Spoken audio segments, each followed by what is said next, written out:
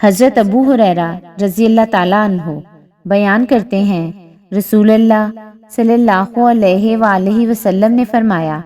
کیا تم میں سے کوئی پسند کرتا ہے کہ جب وہ اپنے گھر جائے تو وہاں 3 بڑی موٹی تازی حاملہ اونٹنیاں پائے؟ ہم نے عرض کیا، جی ہاں۔ آپ صلی اللہ علیہ وآلہ وسلم نے فرمایا،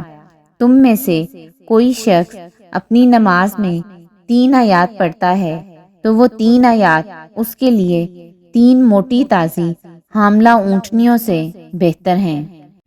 حضرت ابو امامہ رضی اللہ تعالیٰ عنہ بیان کرتے ہیں، میں نے رسول اللہ صلی اللہ علیہ وآلہ وسلم کو فرماتے ہوئے سنا،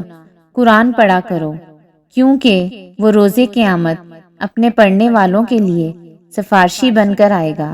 سورہ بقرہ اور سورہ ال عمران 2 چمکتی ہوئی روشن صورتوں کو پڑھو، کیونکہ وہ قیامت کے دن اس حال میں آئیں گی گویا کہ وہ 2 بادل ہیں یا 2 سائبان ہیں یا پرندوں کے غول ہیں جو صفیں باندھے ہوئے اپنے پڑھنے والوں کے حق میں بحث و مباحثہ کریں گے۔